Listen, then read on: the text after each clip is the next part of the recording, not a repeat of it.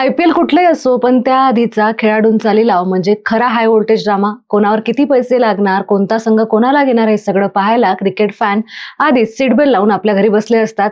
आणि यंदाच्या लिलावात एक गोष्ट क्लिअर झाली, स्टार नाही तर स्ट्रगलर टॅलेंट हाच नवा ट्रेंड फ्रँचायझीजने फॉलो केला आहे. यंदा फ्रँचायझींची नजर थेट अनकॅप्ड खेळाडूंवर जाऊन ठेवली.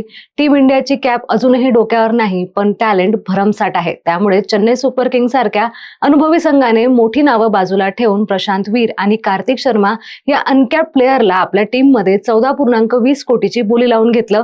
हा रिस्क नाही तर फ्युचरचं प्लॅनिंग आहे हे यातून दिसतं.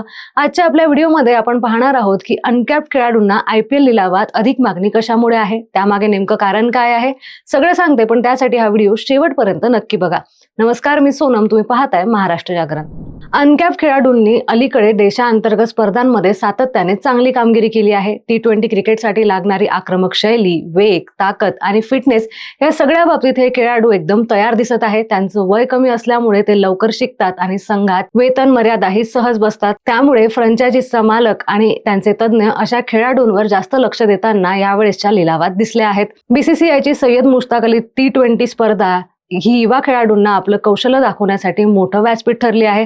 रणजी करंडक असो, विजय हजारे करंडक असो यांसारख्या स्पर्धा जरी महत्त्वाच्या असल्या तरी मुश्ताक अली स्पर्धेचं महत्त्व अलीकडच्या काळात अधिक वाढलं आहे.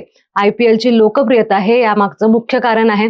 4 दिवसाच्या क्रिकेटमध्ये खेळाडूंचा चुका सुधारण्याची संधी असते. एकदिवसीय क्रिकेटमध्ये थोडा विचार करण्याचा वेळ मिळतो, मात्र T20 क्रिकेटमध्ये विचार करण्याची आणि चूक सुधारण्याचा वेळच मिळत नाही.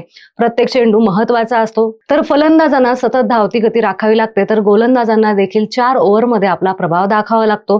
त्यामुळे T20 क्रिकेटमध्ये कमी षटकांचे असेल तरीही सर्वात वेगवान आणि आव्हानात्मक स्वरूपाचा आहे. हे लक्षात घेऊन आजचे क्रिकेटपटू लहान वयातच अशा स्पर्धांसाठी स्वतःला सिद्ध करण्याचा प्रयत्न करतात आणि त्याचं प्रतिबिंब या लिलावामध्ये दिसून आलं आहे. मंडळी, आजचे क्रिकेटपटू बदलत्या क्रिकेट शैलीची झटपट जुळून घेतात. T20 क्रिकेटमध्ये लागणारी आक्रमक फलंदाजी, ताकदवान फटके आणि वेगवान गोलंदाजी यावर ते विशेष लक्ष देताना देखील दिसतात. सामन्याच्या शेवटच्या काही षटकांमध्ये म्हणजे डेप्थ ओव्हरमध्ये केलेली कामगिरी बहुतेक वेळा सामन्याचा निकाल ठरवत असते. त्यामुळे फलंदाज आणि गोलंदाज खास या टप्प्यासाठी स्वतःला तयार करत असतात. त्याच कारणांमुळे अशा कौशल्य असलेल्या खेळाडूंना फ्रँचायझी जास्त पसंती देताना यावेळेसच्या लिलावामध्ये दिसली.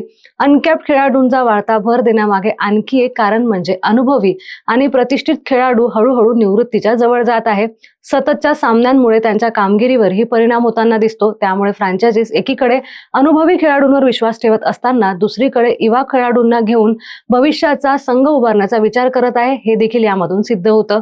अनकॅप्ड खेळाडूंवर केलेली गुंतवणूक दीर्घकाळासाठी फायदेशीर ठरू शकतं असं अनेक फ्रँचायझींचं म्हणणं आहे. IPL लिलाव म्हटला की कोणता खेळाडू किती महाग गेला याची सर्वात जास्त चर्चा असते. मात्र BCCI आणि IPL फ्रँचायझींसाठी यावेळेस खर्चाची मर्यादा ठरवून दिली आहे. या मर्यादेत संघ तयार करावा लागतो. त्यामुळे फ्रँचायझीज प्रतिष्ठित आणि अनकॅप्ड खेळाडूंमध्ये योग्य तो समतोल राखण्याचा प्रयत्न करताना यावेळेस आपल्याला दिसतात. अनकॅप्ड खेळाडूंची मूळ किंमत कमी असते. लिलावात त्यांची किंमत वाढली तरी एकूण खर्चावर फारसा ताण येत नाही.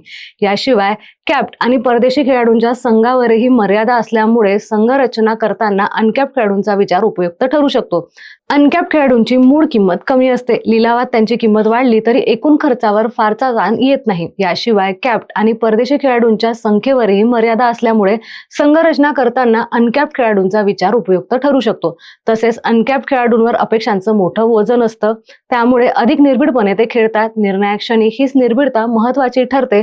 म्हणूनच फ्रँचायझीचा कल त्यांच्याकडे वाढताना दिसत आहे. त्याचबरोबर अनकॅप्ड खेळाडूंबाबत IPL मधील सर्वाधिक यशस्वी प्रशिक्षकांपैकी एक असलेले स्टीफन फ्लेमिंग यांचे मतही याला दुजोरा देतो. ते म्हणतात की स्थानिक खेळाडूंना संघात घेतल्यामुळे आमच्याकडे पर्याय तयार होतात आणि संघाची दुसरी फळी अजून मजबूत होते. काही वेळा खेळाडूंमध्ये वेळ आणि पैसा दोन्हीही गुंतावा लागतो. अनकॅप्ड खेळाडूंचे विचार याच विचारातून करण्यात येत आहे. त्यांच्या कामगिरीवर त्यांचा सातत्याने अभ्यास करतो आणि भविष्यात त्यांना परिपक्व करण्याचा आम्ही पूर्ण प्रयत्न करतो. एकंदरीत पाहता IPL लिलावात अनकॅप्ड खेळाडूंवर वाढलेला भर हा केवळ आर्थिक आणि तांत्रिक निर्णय नसून तो भारतीय क्रिकेटच्या बदलत्या मानसिकतेचं प्रतीक देखील आहे.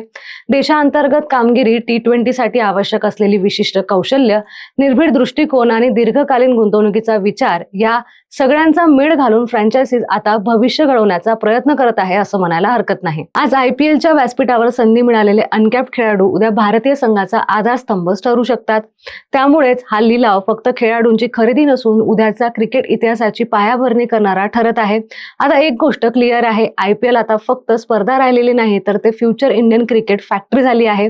अनकॅप्ड खेळाडूंवरचा वाढता विश्वास, स्मार्ट गुंतवणूक आणि लॉंग टर्म प्लॅनिंग हेच यंदाच्या लिलावाचं मोठं टेकवे ठरलं आहे. मंडळी, आज जे नाव अनकॅप्ड आहे ते उद्या टीम इंडियाचा गेम चेंजर ठरणारा नाव देखील ठरू शकतं. यावर तुमचं मत काय आहे? अनकॅप्ड टॅलेंटवरचा हा फोकस योग्य आहे की नाही? कमेंट बॉक्समध्ये नक्की सांगा. आणि व्हिडिओ आवडला असेल तर महाराष्ट्र जागरणला लाईक, शेअर, सबस्क्राईब करायला विसरू नका.